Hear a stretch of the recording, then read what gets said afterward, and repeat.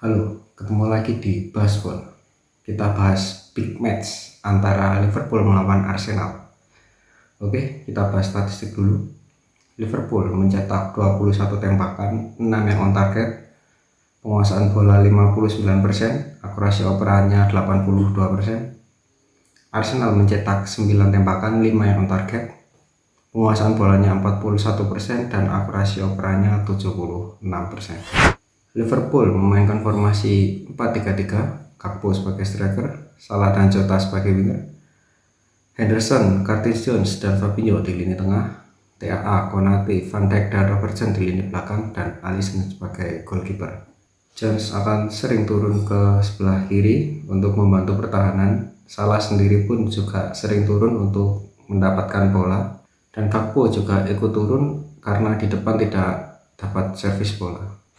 Arsenal juga memainkan formasi 4-3-3, Gabriel Jesus sebagai striker, Martinelli dan Saka sebagai winger, HK, Odegaard dan Partey di lini tengah, Zinchenko, Gabriel, Holding dan Ben White di lini belakang, dan Ramsdale sebagai goalkeeper. Gabriel Jesus akan sering sekali turun untuk membantu sirkulasi bola. Lini serangan Arsenal berfokus di lini kanan, di mana ada Saka, Odegaard dan Ben White untuk membuat pola serangan. Zinchenko juga akan sering naik untuk menjadi DM. Gabriel Martinelli juga sering sekali melakukan dribble ataupun masuk ke dalam kotak penalti untuk menerima crossing. Dan Arsenal memainkan garis bertahan yang agak tinggi. Gol Martinelli di menit ke-8, sapuannya Van Dijk itu tanggung banget, langsung disamber sama Martinelli. Menit ke-17, Jesus itu harusnya dapat peluang besar, sayang sekali crossingnya Saka itu terlalu kencang. Menit ke-28, gol Gabriel Jesus lewat counter. Umpan terobosannya dari HK ke Martinelli, langsung diberikan crossing, heading sama Gabriel Jesus. Menit ke-42, Salah memperkecil ketertinggalan lewat assist dari Henderson. Itu proses golnya keren.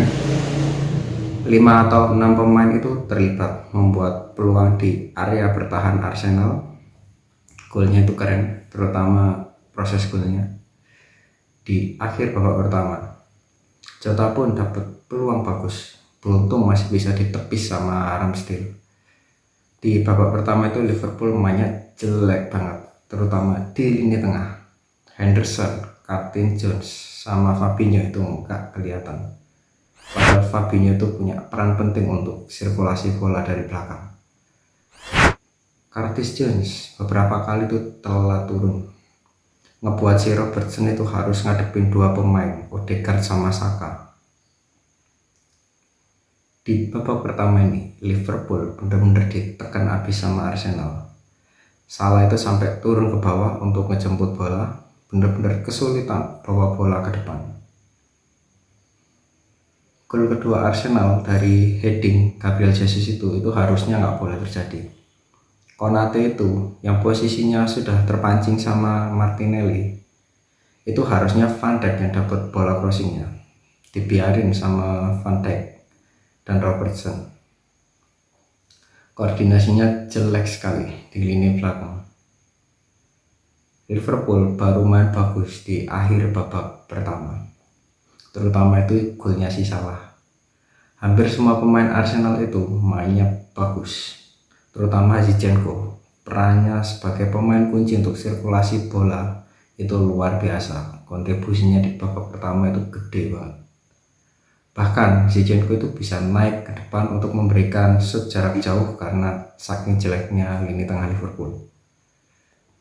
Ya, cuma itu yang bisa dibahas di babak pertama. Kita pindah ke babak kedua. Di menit ke-53, Salah gagal penalti, tendangannya itu masih melebar. Menit 56, Salah juga dapat peluang gede, masih bisa di-save sama Ramsdale. Menit ke-81, Nunes itu dapat peluang besar lewat umpan terobosan Salah.